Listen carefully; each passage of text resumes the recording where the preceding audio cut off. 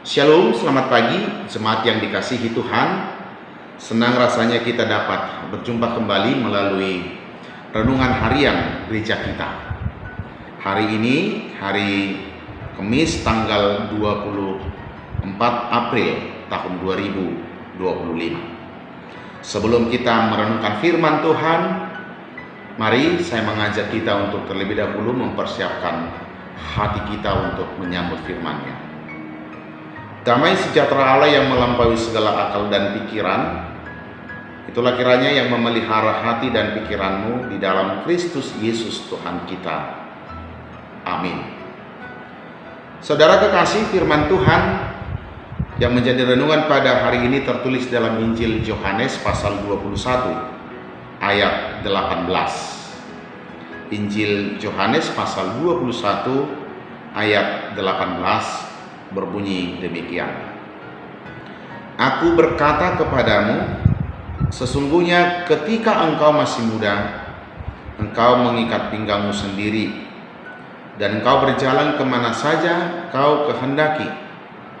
Tetapi jika engkau sudah menjadi tua, engkau akan mengulurkan tanganmu, dan orang lain akan mengikat engkau, dan membawa engkau ke tempat yang tidak kau kehendaki. Saya baca sekali lagi. Aku berkata kepadamu, sesungguhnya ketika engkau masih muda, engkau mengikat pinggangmu sendiri, dan engkau berjalan kemana saja kau kehendaki. Tetapi jika engkau sudah menjadi tua, engkau akan mengulurkan tanganmu, dan orang lain akan mengikat engkau dan membawa engkau ke tempat yang tidak kau kehendaki. Demikian pembacaan firman Tuhan. Jemaat yang diberkati Tuhan kita Yesus Kristus, nats renungan ini merupakan dialog antara Yesus dan murid-muridnya setelah Yesus menampakkan dirinya kepada murid-murid di pantai sekitaran Danau Tiberias. Yesus bertanya kepada Simon Petrus, ia yang dulunya menyangkal 3 kali saat setelah sarapan diajak untuk kembali merenung dengan 3 kali ditanya soal mencintai. Apakah ia mencintai Yesus yang sudah pernah disangkalnya? Jawabannya tetap konsisten. Petrus menjawab, ya.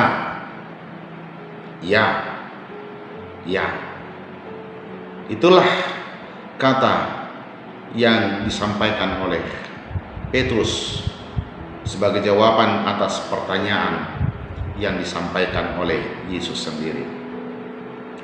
Secara bertahap, pertanyaan dan jawaban Yesus mempunyai penekanan yang berbeda. Pada pertanyaan pertama, Yesus menanyakan soal cinta yang total dalam hati Petrus, dan Petrus menjawab dengan ya atas cinta yang total itu. Demikian juga atas pertanyaan yang kedua, dalam penekanan yang sama.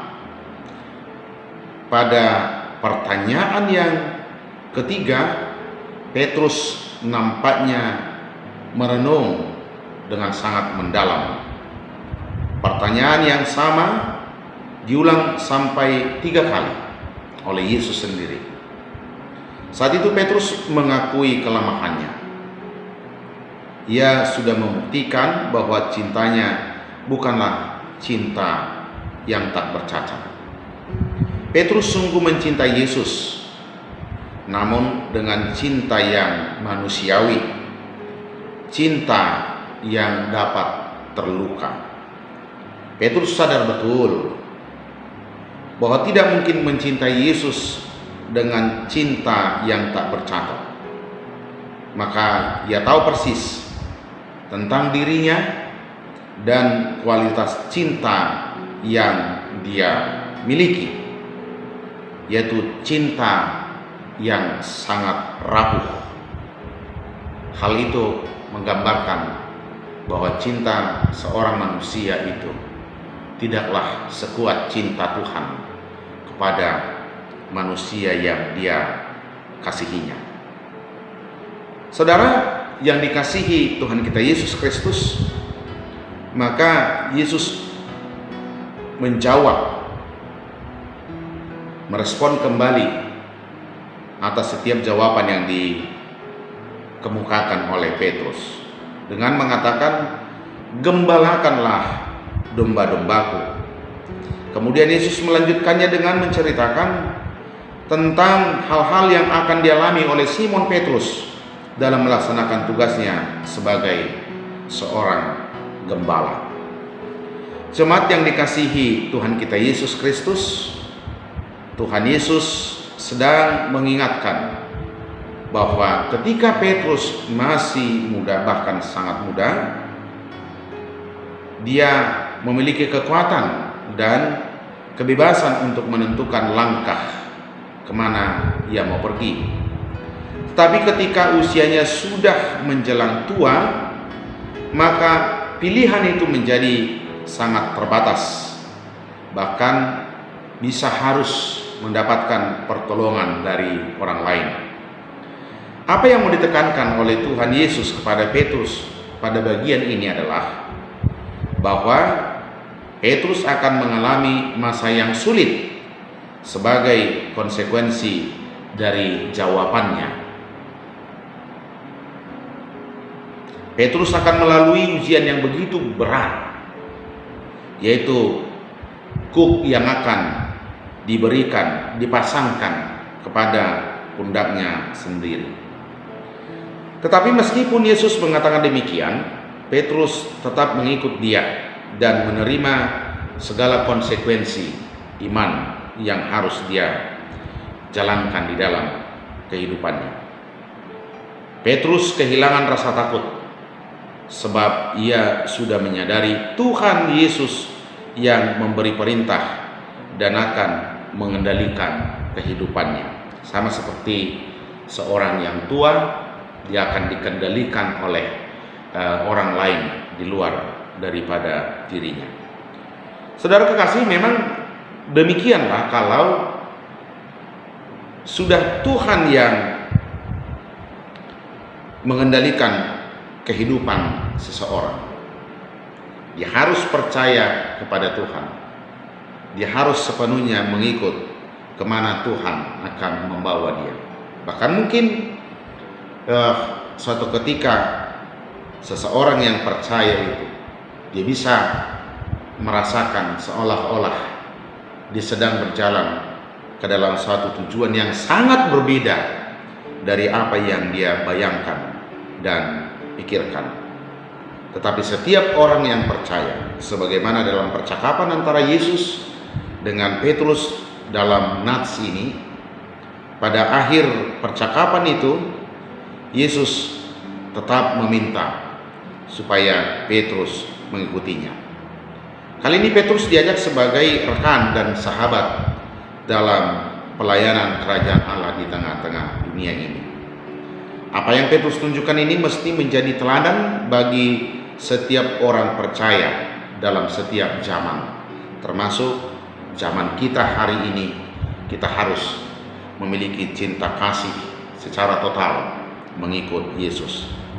Setiap hal yang sama yang dilakukan dalam perjumpaan dengan Tuhan Yesus bukanlah sekedar pengulangan cerita, tetapi bahwa setiap perjumpaan dengan Tuhan Yesus adalah merupakan anugerah dari Allah, adalah merupakan kasih karunia yang ditetapkan oleh Allah untuk dijalani setiap orang yang percaya.